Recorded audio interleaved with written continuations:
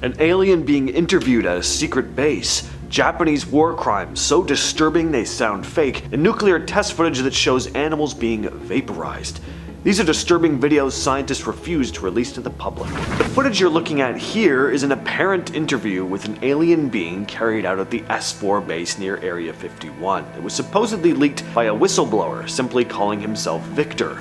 According to him, he managed to make a copy of this footage from a top secret recording. It was included in a 1997 documentary called Area 51: The Alien Interview, which features some now rather well-known names like Bob Lazar. Victor narrates over the footage. He never straight up says whether he worked at Area 51, but does claim he had reason to be present. His voice is also altered, so basically he's trying to stay anonymous because he's afraid of being tracked down.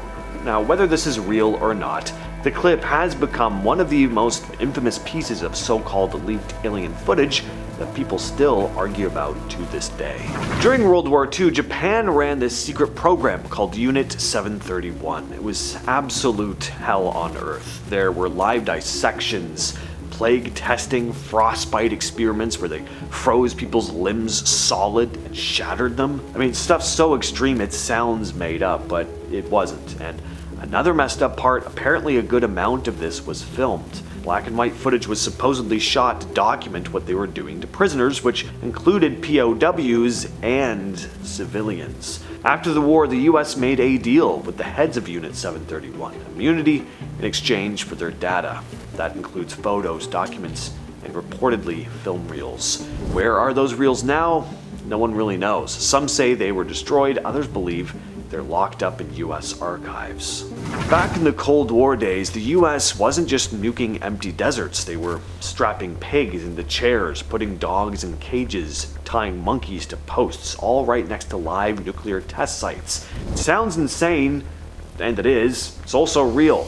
These were government-run experiments to see what radiation, shock waves, and heat blasts would do to living things. And yes, the whole thing was documented for research. Some of that footage has made its way out. You can find clips of cows and pigs getting blown away, but that's just the surface stuff. According to people who worked on those programs, there's a ton of footage that was way worse. It was either destroyed, redacted to hell, or stored away somewhere where no one can see it. Researchers have straight up said the stuff that hasn't been shown would cause a public meltdown.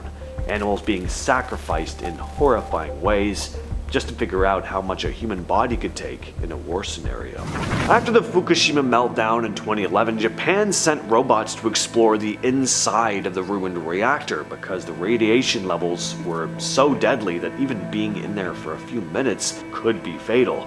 These machines captured footage of mangled steel, melted fuel rods, entire sections of the reactor that basically didn't look like anything humans had ever built.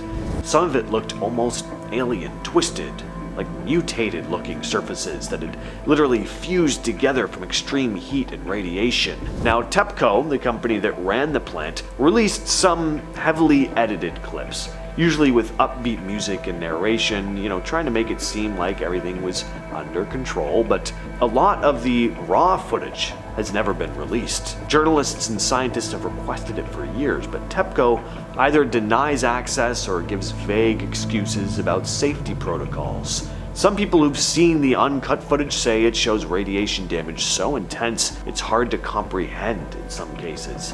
The radiation was so strong it glitched the camera or just fried the equipment completely. Between the 50s and 70s, military labs in the US and UK were running classified experiments where they exposed soldiers to chemical weapons. Stuff like sarin gas and mustard gas. Some were also dosed with illicit substances. Some guys volunteered thinking they were part of harmless research.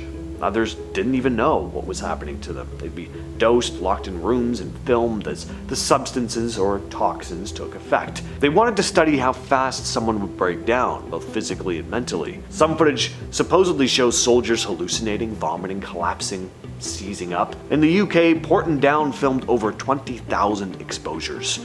In the US, Edgewood Arsenal ran similar programs. A lot of this was recorded, but almost all of it has been buried. The excuse is always classified for defense reasons, but it's not hard to see what's really going on. A bunch of these soldiers got sick later in life, some died, many ended up suing the government, but military denies responsibility, of course, and they haven't shown the full tapes. Probably never will. So we've all seen the Zapruder film, the famous 8mm footage of JFK being killed, filmed by a guy named R.M.S. Zapruder. One of the most analyzed videos in American history, probably just the history of the world. But what we've seen ain't the full thing. There's been speculation for decades that parts of the original film were either removed or altered before it was made public. And one of the loudest voices saying that, David Lifton. He was a researcher who looked into JFK's death for years, and he claimed the film had been tampered with. According to Lifton, he once saw a version of the Zapruder film at a private screening in the late 60s, and what he remembered doesn't match the copies we have now.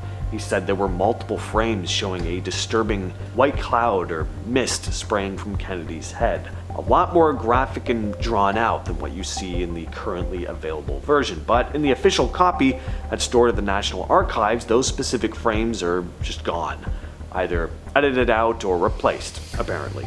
Some researchers also pointed out weird inconsistencies, like frame jumps missing time, the fact that the original film was taken by Life magazine and passed through a classified process before it was ever made public. It does raise the obvious question: if the uncut footage is out there somewhere, if it does even exist, why hasn't anyone released it? Has it been intentionally buried? Well, I don't know. It's not really a stretch to imagine it's possible.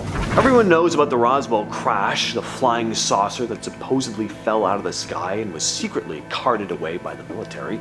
For decades, the public only had, some eyewitness accounts, but then in 2015, 2 color slides surfaced that supposedly changed everything. They were promoted by a UFO researcher as the smoking gun proof we'd all been waiting for. The slides showed a small, dead, mummified being with an especially large head.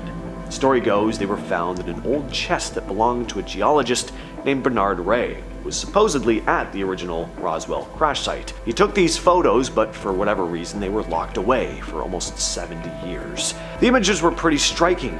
These weren't blurry lights in the sky. This was a dead body, but what happened to the rest of the footage from that military investigation? The original films and photos the government supposedly took, they've never been released. When Robert Ballard's team discovered the Titanic in 1985, it was one of the greatest finds in modern history. The world finally got to see real footage of the ship's bow sitting on the ocean floor, along with rusted railings and collapsed decks. But for all the video they released, the team captured hours upon hours of footage that has never seen the light of day. They used remote submersibles to explore the wreck, and what they found wasn't just metal and wreckage. The ocean floor was littered with personal belongings, shoes, and clothing. There have also been rumors ever since the find, though never officially confirmed, that the submersibles also captured footage of human remains, skeletons, or at least parts of them. And it is strange that we've never seen images of that, right? You'd think there would be skeletons, as so many people died. Unless, they all got eaten away by stuff. I don't know. Anyone who knows more of the science behind that can let us know in the comments, but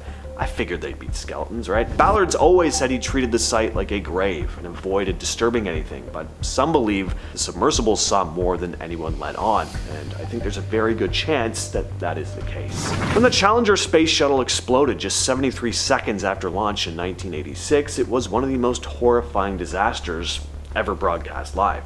Officially, NASA said the crew died instantly, but years later, people started to question that. Some reports from investigators said the crew cabin actually stayed intact for a bit after the explosion, and that the astronauts may have been alive as they plummeted toward the ocean. That is horrifying. The black box equivalent for the shuttle, called the Cockpit voice recorder, has never been released to the public. NASA has always insisted it doesn't exist, or if it does, it didn't capture anything useful. But there have always been rumors that there is actually a recording of the final moments inside that cabin. In the early 2000s, a transcript even started circulating online, supposedly leaked, which described panicked voices, alarms, and the crew trying to figure out what was happening. NASA never confirmed or denied the leak, but they did say no cockpit audio would ever be made public out of respect for the families.